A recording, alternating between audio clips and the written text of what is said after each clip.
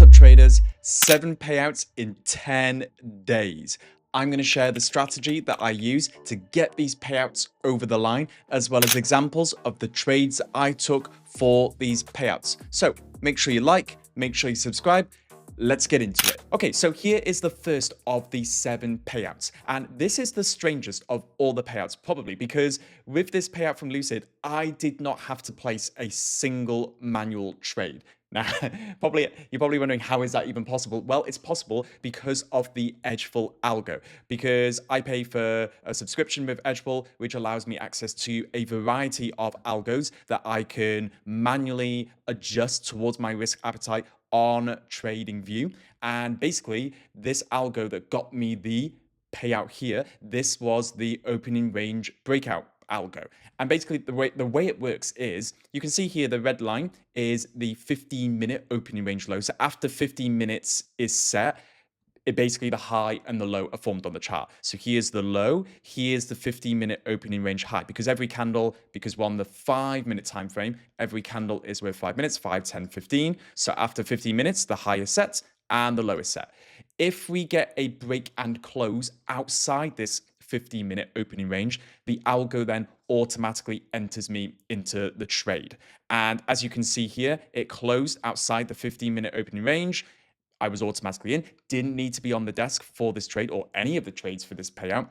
And this one was a nice win, got me over the line, okay? And if we look back at previous trades, this one here, look at this one as an example, the price sort of chopped around inside that 15-minute opening range, but eventually we did get a break outside the 15-minute opening range. And although we nearly went towards stop loss, it then went to our TP, got us another win. And about a week or two before this payout, the algo went on a bit of a hot streak. There was no trade here because the settings on the algo are, if the opening range size is too big, then it just won't enter me into the trade, which is great. Although it would have been a win on that day, but there's many times where the opening range is huge and they don't win. So that's why I sort of set the settings like that. Here's another example here where we had price chop around for a bit inside the 15-minute opening range. We then had the close outside the 15-minute opening range, and then price hit TP, got us another win there. So you can see here that there were many consecutive wins towards the payout.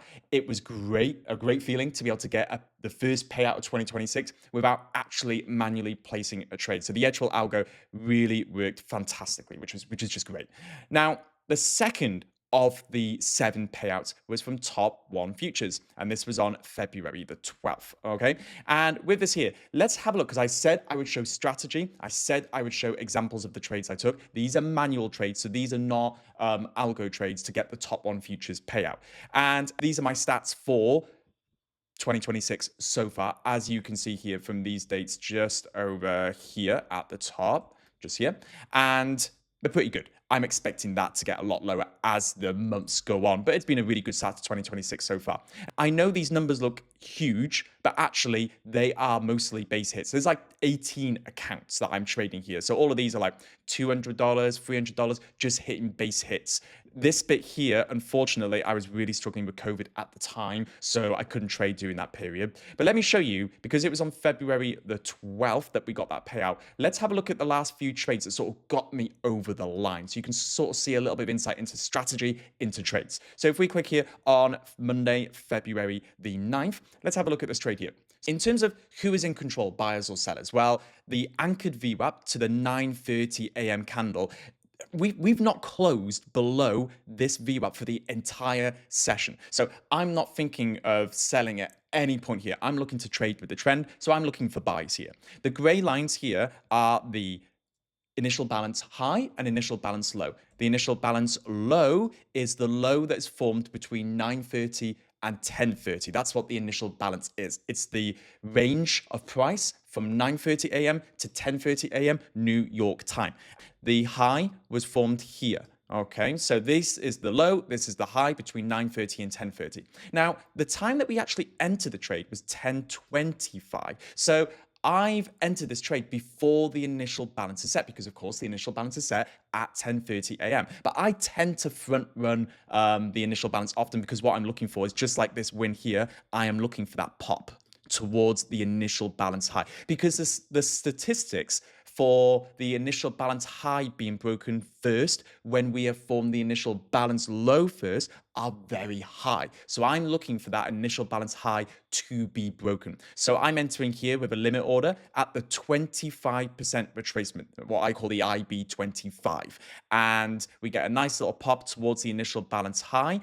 I'm a scalper, so I'm not looking to capture the whole move. I'm just looking to capture a base hit of $150, $200, trailing the stop. If I capture more, great. If not, then I've got my base hit for the day. And my base hit was hit here for the day, giving me a nice scalp. So it was a really nice trade here with buyers, like I said, in control. NVIDIA as well, which makes a large part of the NASDAQ, because I'm trading the micro NASDAQ here.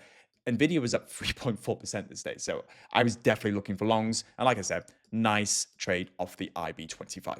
Now, if we look at another trade here, okay, and sometimes trading is not going to go quite to plan. Some days you're going to have to survive. And that's been a big part of me getting these payouts over the line, is learning when to push hard and knowing when you need to survive. And this trade here is exactly that example of a survival day, basically. If we look here at this one, you'll see here price didn't quite do what I wanted it to do. You can see it's very different from the trade I showed you previously because we had a large move lower. So because of that big move lower, price had almost exhausted itself. And I suppose it should come as no surprise that we sort of chopped around here for a good old while afterwards.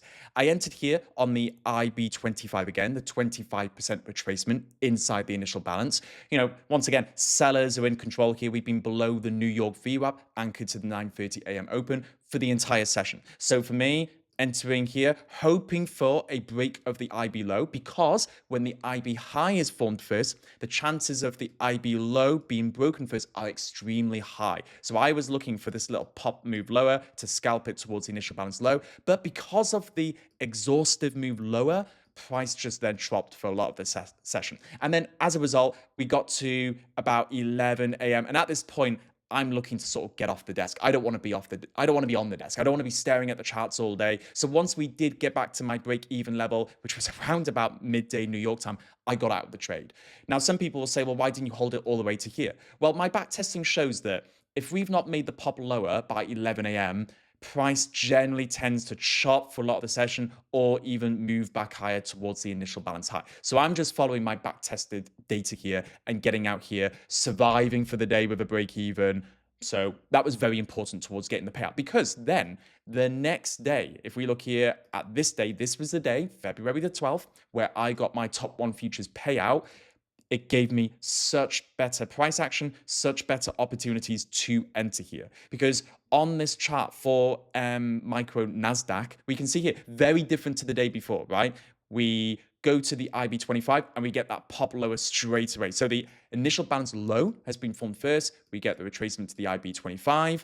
I then scalp it lower towards the initial balance low. I got a nice little win here, got a bigger day. I trailed the stop and it just kept going lower. So it was fantastic. So not only did I get my base hit day, I got a little bit more as well.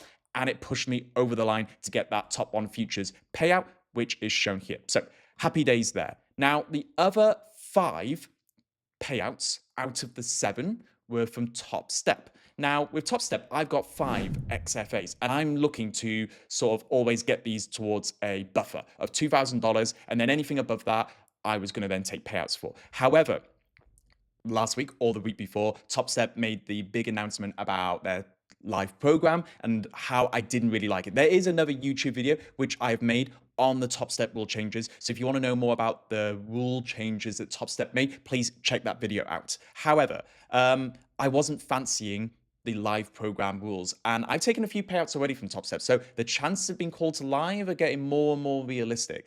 So I was afraid of losing the profits that I've already made. So what I decided to do was I took out as much as I possibly could. I can only take out 50% of the profits from the 5 XFAs. So that's what I did a day after that top one futures payout, which brought my total amount of payouts to 7 in 10 days. So that's how I managed to get the 7 payouts in 10 days. Just simply, as I showed here on the charts before, just taking those base hit days, making sure, as I showed here on February the 11th, just being able to survive as well. There's days here I've not been able to trade due to school teacher commitments, because I'm a full-time school teacher as well. So there are days where I cannot trade as well, unfortunately. But capturing those base hits has just been really, really crucial to get me over the line for those 7 payouts in 10 days. So I hope you got some value from the strategy I showed you, from the examples of the trades that I showed you. If you've got any more questions about the strategy that I use, let me know in the comments. And until the next video, guys, see you soon.